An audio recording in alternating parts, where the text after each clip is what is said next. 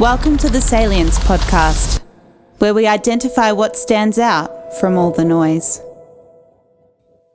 Today on the Salience Podcast, we explore the impact of culture on domestic and family violence. And I'm going to explore what men can do to change culture. In Australia, around 1 in 3 women and 1 in 10 men have experienced physical and or sexual violence. And a woman is murdered by her partner or former partner roughly every week. These sobering statistics are not unique to Australia. Gender-based violence is a global problem. It's a problem that mainly affects women and LGBTIQ+ communities. Whilst men are sometimes victims, I personally believe that the solution has to come from a culture change led by men. To that end, my guest today is Allan Ball. Allan is a director of White Ribbon. White Ribbon Australia is a part of a global social movement working to eliminate gendered violence, specifically by engaging men and boys to end men's violence against women and girls, to promote gender equality and create new opportunities for men to build positive, healthy and respectful relationships.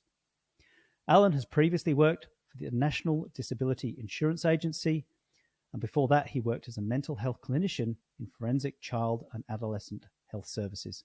He's worked in local government and in not-for-profit organisations. Over the last decade, Allan has gained invaluable experience in frontline service delivery to assist women and children experiencing domestic and family violence. Welcome, Allan. Thanks so much, Ian, for having me here today. And can I just start off by first acknowledging that I'm recording this podcast with you, but I'm on Kaurna country, which is Adelaide, and I wanted just to pay my respects to elders past and present. Their sovereignty was never ceded, and it's particularly important in a year where we're talking about the voice in the referendum and how much we need to affirm that, yes, they should have a voice in our constitutional recognition. Yeah, thank you, Allan. Fantastic. I'm looking forward to seeing what comes from that voice. And I think there's a lot of conversation in politics at the moment and some really brave people standing up and saying, hey, I'm not going to follow the party line here. I'm going to support this initiative. So, yeah, thank you for that. And just sort of reflecting on that, we're reflecting on history here.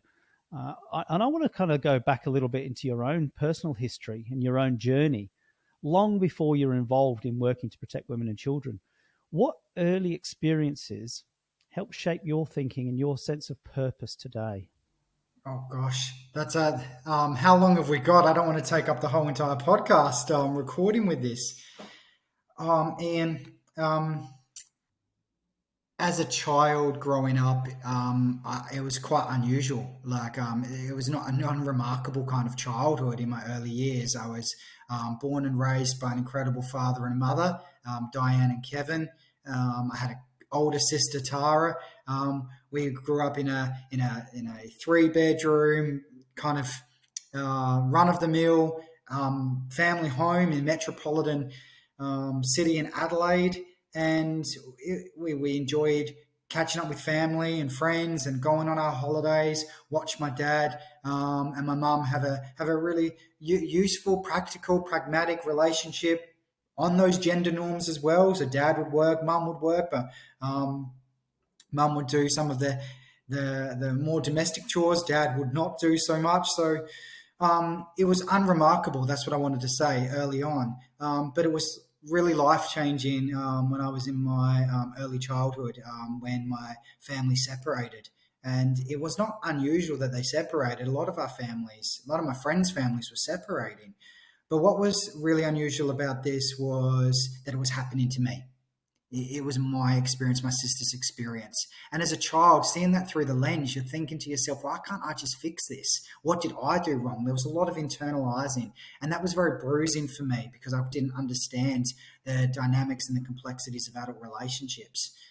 But we did have trauma, quite a significant trauma earlier on, which really set me up for the reason I'm in this job. And that trauma was the result of my mum dying in a house fire. And I've come to terms with that, but it never gets easy as an adult. It certainly wasn't. It was very confusing as a child, but I was very young. I didn't fully understand it. but I didn't also understand the implications it was going to have for me moving through as I've grown into a man. But what I did know at that moment in time was the importance of my father and what I watched my father go through. He was separated, he was a widower, but he had to go through raising children now, a girl and a boy. He stepped up, and he stepped up beautifully. He worked numerous jobs. He was the caregiver.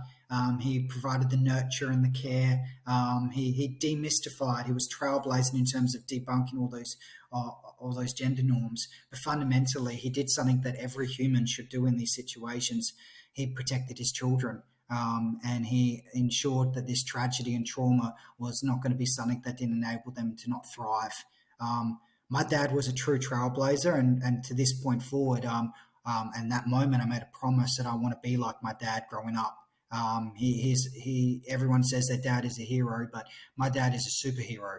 And what we experienced as children was very tragic, but made a lot more easier because of the role that my dad played. And I will never, ever take that back. So that's the reason why, for me, it's essential that I'm in this kind of role, this social justice movement. I've been a health clinician. You've read out my history, kind of embarrassing a little bit, but I've always been responsible and accountable to ensure that I am going to leave this world in a better place that I entered into it. That's sounds corny, but that's my truth. Yeah, I think just reflecting on where I came in with the introduction and saying, hey, what I'm really interested in is the relationship between culture and domestic and family violence. And immediately we've got to the heart of this issue. When I asked you, what was your early formative experiences, what might have been a tipping point perhaps to lead you to where you are now, and you just nailed this solution, right? You've gone right through, and it says, well, you've got mum and dad are in a gender norm. It's almost like a vanilla, boring early start to life. It's just all the classic normalized ways of doing mum and dad, except then there's this event where your mum tragically dies in a house fire. And I love these words when you say dad really stepped up. He was a trailblazer. He was a role model, and just seeing that role model led you to identify with this sense of purpose. And that's at the heart of what I'm digging at here is, what is the role of role modeling? What is the role of stepping up and tackling some of these sorts of issues? And you've almost gone to the end of where I'm heading with this podcast, which is the importance of that. So I think what I'd like to explore a bit further then is, what are some of the factors in our culture more broadly then that we can do to expand on that? Your dad was a trailblazer, a role model. He did multiple jobs. He looked after his kids. What else can men do in culture to start to change some of these horrific statistics? What else can we do? Well, the good news is, Ian, most Australian men are not violent or abusive. So we need to start the conversation by talking about it through that strengths lens. And we're not necessarily really good at that in Australia. Now, this does not deny, discount, or downplay the serious nature and the severity of violence, or men's violence towards women. It is horrific. It is effectively what I would say we live in the shadow pandemic or epidemic. I don't think I say that properly. And we know that violence towards male victims is also overwhelmingly perpetrated by men as well. So we do have this issue with men perpetrating violence. That's a fact. The other fact of it is that we can't shame and call out men. We need to bring them in. And what we need to do is we need to have conversations, and really robust conversations around what can men actually do to stand up, speak out against violence, and how do we collectively raise the bar for what it means to be a good bloke in Australian society. And studies have shown, and research will indicate, that men are more likely to use physical violence, and the violence they use tends to be more severe and cause more harm. and men are more likely to use weapons, inflict more injuries, and cause more hospitalizations for women, and often use psychological-based abuse, engage in sexual violence, and are more lethal. And data also proves that women are more likely who use violence are more likely to be used in self-defense. So I wanted to set that tone because we know that violence happens on both sides of the gender and in all genders, in all cultures, but we have to be really clear. The facts are the facts. Men's violence against women is the issue. And for that regard, it's where we have a place to start. And we haven't been so good in society or in communities about calling men into it. And so what we can start by doing is making this a topic that they want to pay attention to, a topic that they need to pay attention to, and a topic that they know that they can play a role in shifting and changing. Yeah, great. Well, I was really intrigued there when you're talking about, I really like this idea of bringing them along. It's not about shaming and calling out. It's more about how do you have the conversation, bring them along. Have you got the examples where there might have been an example, a phrase or a type of conversation and then somebody being brought along? Can you give an example of what that might be like? Yeah, look, on White Ribbon Australia, we have a number of resources in our barbershop. And we have one of those resources called the Style Guide, which is a euphemism, but it's effectively 10 simple things that men can do right now to change attitudes and their own behavior, which we know will take time, and there is no easy solution, but there are 10 kind of simple things that they can do. And it starts with empathically listening and believing, and learning and understanding about the issue and being really proud that they want to do something and do something really well. And I recall when I do travel this great country, and I absolutely love Australia, and I love the spirit of mateship, and it is almost something that is so unique to our culture. And White Ribbon Australia is, of course, it's part of a global movement. In New Zealand, they talk to the bros. In UK, they talk to the chaps. Here in Australia, we talk to Australian blokes. And there's a lot of pride with Australian a lot of pride with Australian blokes. And I was in Darwin, and I remember this. I was at a bar, and there was a group of men, very macho, heterosexual men. I made an assumption there, but it was verified. And on face value, you would say, okay, here's a group of those quintessential Australian men that just don't get it. That's the toxic masculinity. And I hate that term, but that's what you would probably perceive it to be. And I'm a very proud gay male, and I might not necessarily have felt safe or comfortable years ago being around that kind of culture, but I'm approaching my 40s now, so I'm a bit more relaxed. But I recall in this moment, these group of men were having such a great time, and it was equal playing field. They were all drinking, enjoying. They were very much caught up in the moment. And in the toilet, because I needed to go, I was having an apple cider. I don't drink. And I overheard a sexist joke in these two men in the urinal. Now, for those people that are in men, there's kind of, I find there's two kinds of blokes in urinals. There's blokes that love to have a good conversation and blokes that kind of just eyes forward. I'm not engaging. So we know what we're talking about here. But in this, we got the chatty blokes, and there was this sexist comment. And I recall in this moment, I'm like, oh my gosh, I need to say something, right? Because there's no environment where that's okay. And I was getting a little bit nervous about what I could say. But before I could interject, and I was about to, his mate did. His mate clipped him across the ear and said, hey, you don't talk about X like that. That's not okay.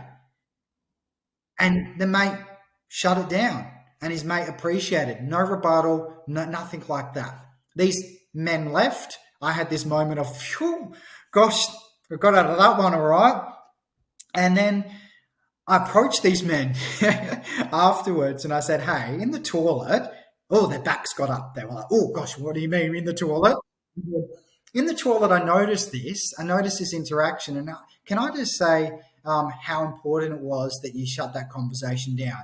Maybe next time don't do it with a clip amongst the ear, but hey, that's the middle ground. That's an acceptable alternative, because there was a moment there where these men could have really engaged in some sexist banter, which we know is not okay. It's part of that early entry point into the rape culture, and he didn't. And that was meant to be celebrated. And we don't want to raise a bar so low for men that's saying, oh, I've done that and now I'm a hero, and great, you've done your job, tick, it's all over. I'm not saying that at all. What I am absolutely saying was that he chose a moment, they shut it down, he did it in a way that used his language, his culture, his mateship, and in that level of trust, and they moved on. And I ended up staying with these men. We had a good old night for the rest of the night. We had good old chat. I learned heaps about Slim Dusty. I think that was the conversation we were talking about. And they just got on with it. It was so ingrained in their culture. That, for me, is a symbol of where we should be getting to, where it's not lectures by national directors of White Ribbon Australia or sitting through mandatory training. It should be so part of the everyday vernacular and experiences with mates that we can call it out. We do it in a way that doesn't bruise, and we move on, and we learn and reflect, and we do differently next time. So that was, for me, a moment that really stood out. That's a brilliant example. We will post the 10 things right now that you describe as a resource. What I love about that story is if you can tackle that early entry point at a urinal with your dick in your hand, you can do it anywhere. Like, it does not get more difficult as far as a context or an environment for correcting that, right? And speaking up. As you say, some guys just it's not what you do. You don't have a conversation at the urinal. So if you can do that, you can do it anywhere. And I love that idea, this early entry point. We talk about, in frontline work, we talk about weak signals. The subtle patterns are really, you've got an inkling that something's not right here, but you don't necessarily know what it is right now. Or there's something that you see or hear. And in this case, it was that conversation about, whatever it was about that woman, and his response was, you don't talk about whatever her name was like that, which is such a great intervention, right?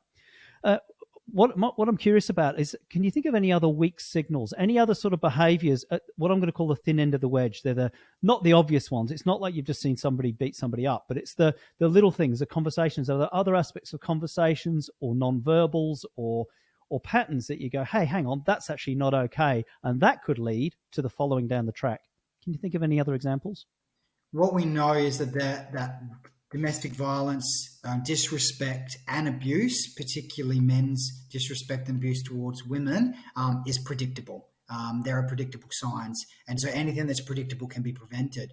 So things you might be seeing are controlling types of behaviors, dictating what their partner wears or who they can talk to, excessive jealousy or possessiveness, using guilt or threats with their partner, refusing to take responsibility for their own behavior. So you might see men that are not really open to reflection, shutting it down, discounting what they're doing. There's a term in our field which we call gaslighting, which is about manipulating the partner into questioning their own memory or perception of events. So we might see this in conversations at dinner parties. Then we might start to see like the accusing the partner of cheating or infidelity, refusing to let their partner work outside of the home, making their partner feel guilty for wanting to leave the relationship. So we know that there's a pattern. It escalates, it gets worse, and it gets more intensified. And you're right. I'm glad you mentioned it, Ian. Like, physical-based violence is not just the only form of domestic violence. There is a conversation happening right now in Australia, and an important conversation around this thing called coercion and control, which are some of the things that I've mentioned just then. And the reason why coercion and control is such an important conversation is because it doesn't leave a physical scar, so to speak, which is people have technically or traditionally thought of as domestic violence. These are these red flags which all are just as equally damaging and hurtful and abusive as other forms of violence. So these are the things that we would probably start to notice. And in workplaces, we also see this. We know that 60, I think it's just above 60% of women who are experiencing family or domestic violence and abuse are working. And so therefore we start to see signs of disengagement, taking excessive phone calls, not producing as they once were, being sullen or quiet in meetings, feeling a bit lost, might be feeling upset or agitated, angry, not normally themselves, start to have unexplained days off. Or we might see things like having the partner drop them off to work, wait outside, pick them up, be excessively around, question a lot. So we've got to be vigilant. And as a clinician who's worked in child protection particularly, and with young people who've been traumatized, one of the axioms of our work is that we assume the worst and prove ourselves otherwise. Now that's a very deliberate tact as a clinician, and I'm not asking all Australians to adopt that mentality, but what we do often see is we discount or ignore the early signs, and the success of some of the movements around destigmatization of mental health, like Are You OK?, has been because it gives some really pragmatic and practical tools to normalize and push into the mainstream critical conversations. We need to know the red flags. We also need to know how to respond. And as simply paying attention is the one thing, but then knowing when to act and ask the general question, are you okay? I'm noticing this. What could I do to help? These are not clinical interventions. These are human interventions. And we can't lose sight that as human beings, we are relational, we're social, we will interact, we will walk by many situations like this. But if we can just be attuned to it and know that it's happening and know that we have the agency to interact, that's how we start to prevent or intervene, and hopefully not have catastrophic implications like murder and the horrible and horrendous deaths of women in Australia at the hands of male intimate partners or former partners. Yeah, wow. You really succinctly summarised the importance of coercion and control there, and the red flags, so many simple red flags. And what I particularly like about what you just said was we need to notice them, draw attention, and then act through a conversation. And again, you make a point that this is a human interaction. This is not a clinical or a legal interaction. This is about us within a part of our culture asking, are you okay? This is what I've seen. And doing that respectfully and with rapport, allowing the out or allowing oh, no, that's okay. Or, yeah, this is a situation I'm in, and then potentially going from there. If, let's say we've had that conversation and we might be a traditional Aussie bloke. We've never gone to somebody and say, hey, I'm worried, I've seen this. And it could be one of your workmates. It could be a woman at work. And she says, yeah, I'm really scared. What next?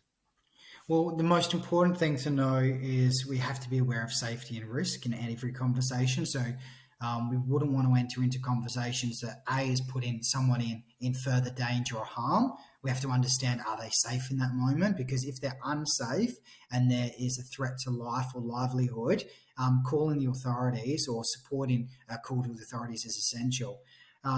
There are so many resources in Australia, and particularly there's a national helpline, 1-800-RESPECT, for anyone that's experiencing domestic violence and abuse, and also somebody that's in as a friend or a peer that is noticing, is looking for how to disrupt or intervene. But ultimately, it comes down to the fact of having a real human interaction, stopping and thinking about that moment and checking in on someone's welfare, and if possible in the workplace, attending to your positive duty as a human, but also your legislative positive duty to ensure that the woman or the person who's talking about the abuse has got a safety plan in place. If not, if it's out in the community, ensuring that we're checking in and we follow up, and we let them know that we're here to support you and help. when a woman is experiencing, or when a victim is experiencing significant domestic violence, and it's escalated to a point where there's a grave sense of fear, unsafety, there's also inherent risk in that as well. By intervening, we might inadvertently cause more damage or harm than we're intending to. So being mindful of the handbrake as well. So really paying attention and checking in on the victim. Are you okay? What do you need from me to do? Letting them guide as well. We can't come in and be the knight in shining armor in some situations, because we can cause harm. However, by saying all of that, at the end of the day, stripping away all of these methodologies, resources, etc., let's go back to kindness and compassion. If a fellow human being is struggling and you're noticing it, do what you need to do as a human being to show that kindness and compassion. Yeah, fantastic. I'm going to come back to this when I summarize in a moment about the importance of safety plan, the human interaction, 1-800-RESPECT, kindness and compassion.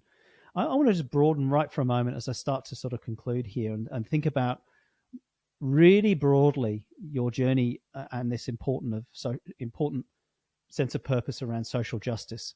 I've got a really big question for you, which is, if you could direct people's attention to anything that's important to you in the world, what would it be? Anything? Anything. What's most important to you in the world where you would direct people's attention? It could be something we've covered already. It could be something different. Well, anything written or spoken about by Brené Brown. I'm a huge fan of her work. I live and breathe her values. But I would say, particularly around men's violence against women, checking out the resources on White Ribbon Australia, the digital barbershop in particular, knowing that if you're a man and you want to do something about this, you can, and we're here to support you. You can join our movement. You can participate as a change agent, as one of our community partners.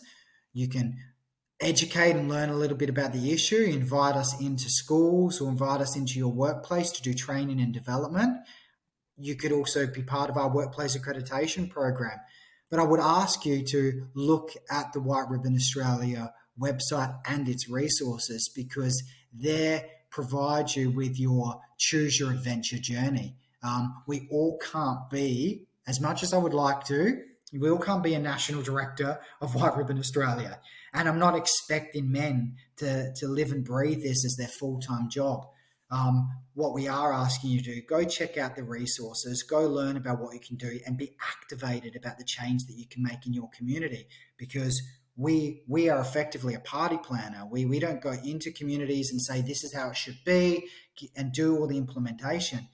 That change agency happens from the seed that's planted by often a single individual that's really committed to action and good, effective, sustainable action. And from there, they, as a leader in their community, they build their followers and they build a movement. And that's where we have strength. We have thousands of postcodes in Australia. I can't remember the number. I get confused at times. We have thousands of postcodes in Australia. Every one of those postcodes is a place, and we should be and with assets and resources, and we should be in those places driving change as individuals with their own agency, and White Ribbon has the resources to enable that to happen. So that's what I would say for people to do. Oh, that's awesome. I love that metaphor of, hey, we're the party planner. We've got the resources, and then, go and take those right the way across every postcode in Australia. I think that's a fantastic message.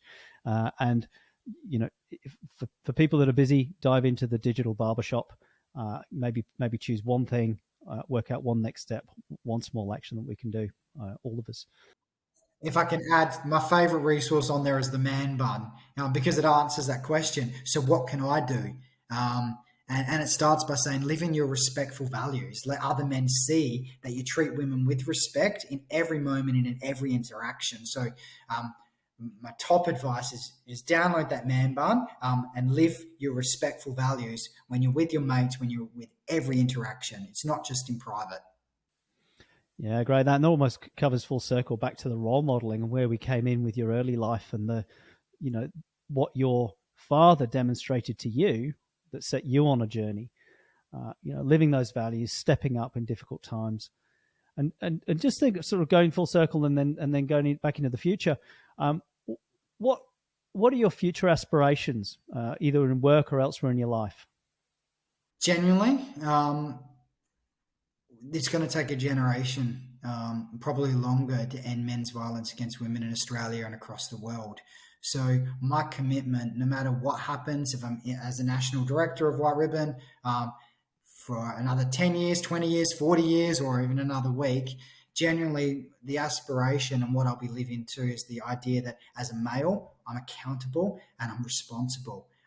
I have had some of the most amazing people guide and shape me. And most of those people have been women. And most of those women have experienced some form of abuse, trauma, neglect, abuse, disrespect, often because of gender inequality, gender inequity, or because of domestic violence and abuse.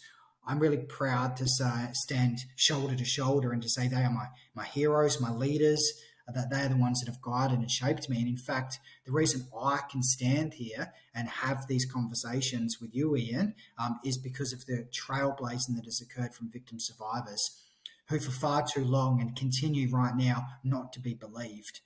So as a male, until my dying breath, it is absolutely my responsibility and accountability to do what I can do to make changes in my community, to show respect, show up with kindness in every single action, and that empathy, kindness, and respect towards everyone, particularly women, and promoting gender equality and equity is essential. And to any man that's listening, I want you to know that you can actively work to promote positive attitudes and behaviours towards women by being an effective role model. You've got it in you. You've got the agency to do it. And it's crucial, not only because we want to shape young boys' attitudes and behaviours towards women, and as well as their understanding about healthy masculinity and gender roles. As a positive male role model, you can promote healthy and respectful relationships with your mates. And so you have the ability, and we want you to turn up, show up, and keep doing it. So that's my aspiration from now until my dying breath. Yeah, wow. What an inspirational aspiration there. And you pretty well, at this point in the podcast, I usually summarize my top 3 salient takeaways. And this is usually a challenge for me. I like this part of the podcast because I need to synthesize and work out what's most important. I couldn't come up with 3 for you from our conversation. I've got 5 things here. I'll try and summarize because you just hit on them more or less in the right order for me. Role modeling, number 1.